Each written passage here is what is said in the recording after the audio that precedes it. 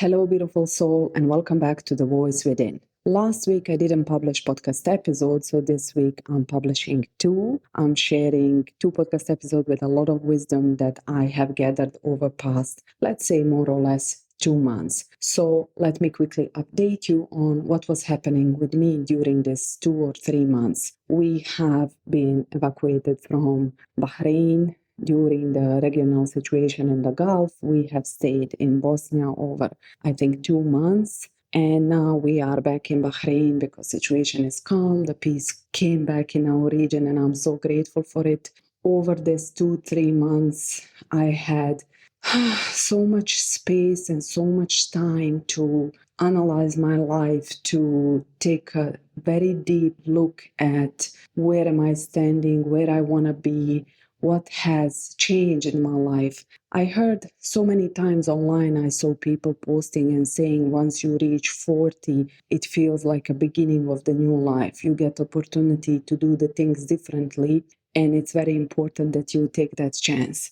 I think I reach exactly that point. I reach the point where I can kind of draw the line and see, okay, this was before, and whatever is in front of me is actually how I make it, how I create it, how I decide to lead my life and lead myself. So being in Bosnia for 2 months was very interesting, to say so, because I don't live in my country for almost 13 years, and I never stayed such an extended period back home.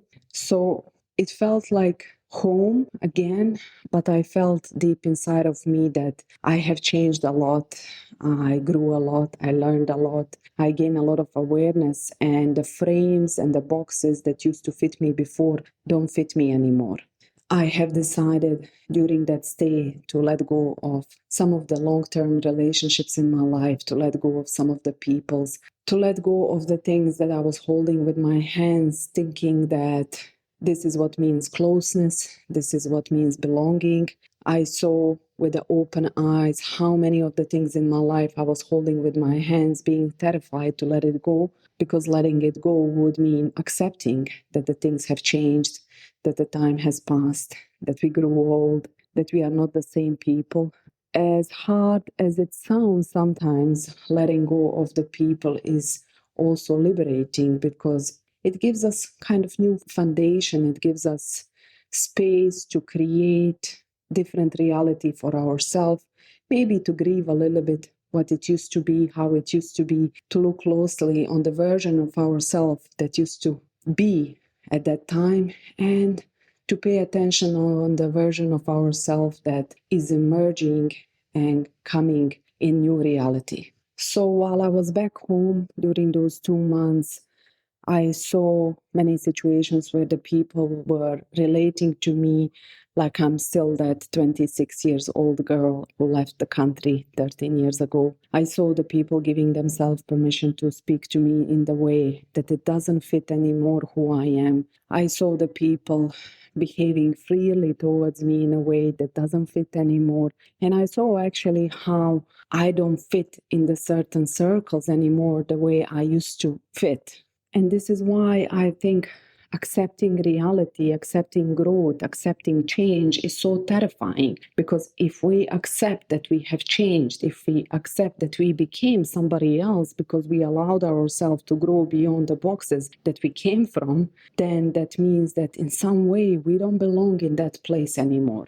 Because as long as we pretend that nothing changed, we normalize the situation the way it is, we kind of still feel like we belong, but at the same time, we deeply feel that sting of self-betrayal. I am allowing something in my life that doesn't fit anymore just so I could be close to these people. I am swallowing something which doesn't fit anymore just so I don't know, reject somebody or hurt somebody. I am betraying myself and my truth and what is accurate in my body right now just so we could preserve closeness. And because life is not black and white, there is always gray, it is fact that we cannot just erase the people. We cannot just say, okay, I grew, I built awareness, I became somebody else. Now, whoever doesn't fit with me, I will just reject them. But I think that the wisdom is in the balance, that the wisdom is in introducing boundaries slowly, teaching people slowly, removing ourselves from the places where we can, and preserving relationships that mean so much to us. If I would explain it better, it would be, for example, the relationship with our parents. The parents have idea about us based on the last picture of us they have, especially if we moved abroad, if we moved far away from them.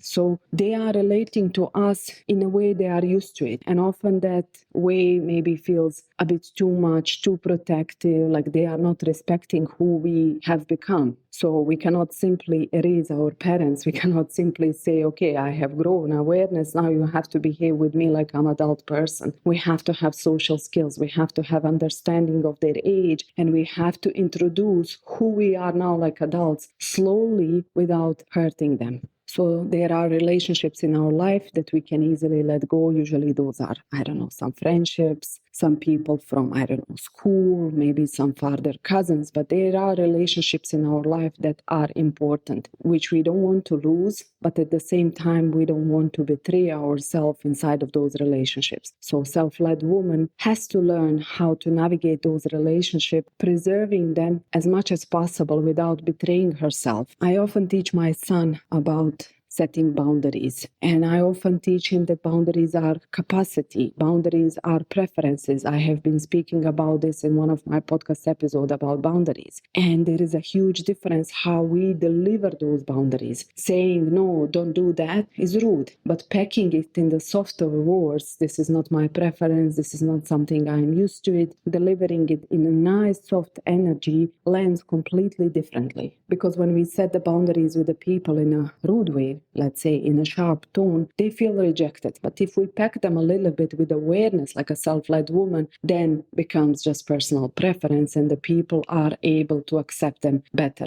And like I said, it is important that we look at our life, look at the things we are holding with our hands, really review where we are over-functioning, over-giving, over-performing, people-pleasing, where we are doing over and over too much. Is it necessary in those relationships that we do that? Can we just simply let them go and let them be what they are without our labor, without us holding it with our hands? Or we have certain relationships in our life which mean to us, and we just have to become a bit more mindful about other people's capacity, understanding, and awareness. I see this, how to call it, phenomenon online, often where the people are growing and they becoming self-aware, they building awareness, and then suddenly they are cutting everybody who doesn't fit that frame. I think that is very rigid. I think that is very disturbing for our attachment for other people, because we cannot just simply cut the people if they don't fit with us. We can become more aware, more socially capable, better in communication in a way that preserves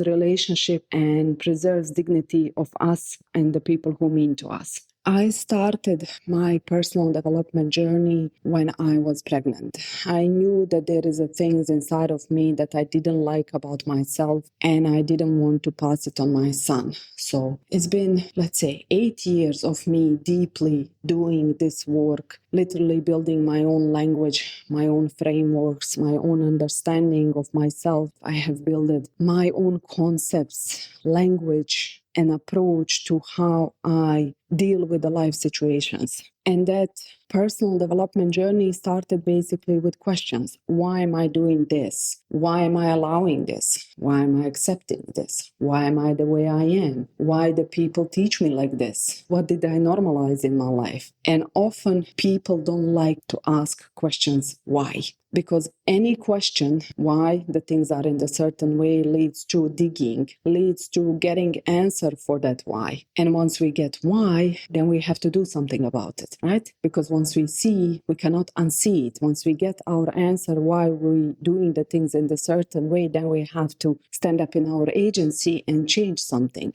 And changing something means taking responsibility for our own life, becoming self-led woman. That's why a lot of people avoid questions. questions. I have heard many times people telling me, why are you analyzing so much? Why are you asking questions so much? Why are you going so deep? For me personally, it's passion. I like to do it. I like to understand human behavior. It's just the way I'm built. It's just the way I am. And this was part of my personal development journey where I actually discovered my passion. This is why my podcast came into the life, because I understood I truly deeply enjoy this. I truly deeply enjoy sharing my knowledge this way. But asking why is the place where responsibility is born. This is why the people avoid it. And I think once we are living in the place where we live, once we are used to the certain things the way they are, like I grew up in Bosnia with my family, with my friends, a lot of things were normalized, accepted. Everybody does it. This is how we are. You don't have space to question anything else. But once you start traveling, once you get out from that bubble, then the contrast becomes loud. Then you start asking questions. Why am I doing things this way? If we allow ourselves to ask the question, because it's easier not to ask questions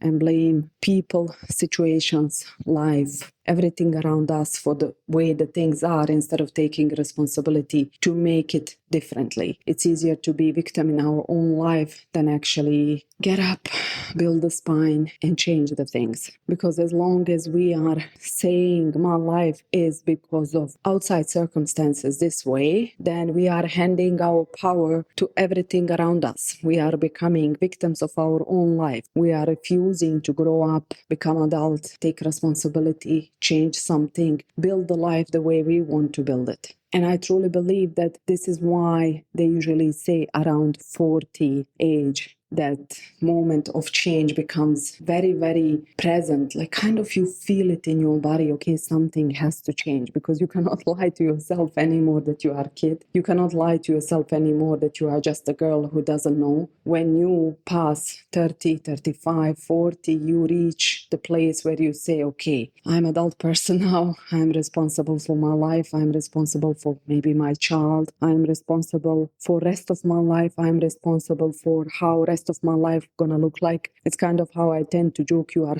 halfway, you lived half of your life. As dark as it sounds, you have half of it, and now it's time for you to draw the line and decide how you want to live rest of your life. I often think about how I see myself when I grow old, how I want to look like, what I want to do. Do I want to have some passion? Do I want to do something? Or I want to be full of energy, still moving, still enjoying, still breathing, still living, still observing, still asking, still changing, still growing? And I think the answer is obvious. But to be that way, we have to build it now. Because once the older age comes and knocks on the door, if we didn't build foundation of that life, then it's going to be very, very hard to change anything. So whoever is between 30, 40, this is the time where you basically take back your life in your own hands. When I look back at my past 30, 35 years, or let's say like that, from the childhood to this age, I see how everything literally that happened to me had so much sense. It's like a puzzles fitting into the places. Whatever I learned, whatever I observed, it served a purpose. Whatever happened to me, whichever people passed through my life, they gave me some wisdom. They teach me something in a good or in a bad way. How everything deeply, deeply had so much sense. I feel that those years before were just preparation for second portion of life. The portion where you have choice to begin life the way you want, to live it the way you want, to organize it the way you want, to grow, to live, to breathe, to choose, to decide, to set boundaries, to speak, not to speak. It's up to you. But as long as you are carrying the baggage of the past, as long as you are measuring yourself based on the eyes and expectations of the people around you, you're not going to be able to change. If you allow yourself slowly to peek out of it and slowly to start changing, stopping self-betrayal, choosing differently for yourself, standing in spine, standing in your standards, standing in your boundaries, what will happen over the time? People will adjust. They will realize that you have changed. They will realize that you have grown. You become grown woman, that you have choices and decisions in your life, that you can organize your life the way you want. And everything begins with just one decision. I want to live my life differently. From there, you take responsibility and you start building different reality for rest of your life. That's all for today's podcast episode. I hope you enjoyed, and I see you in the next one. Have a beautiful day. Bye.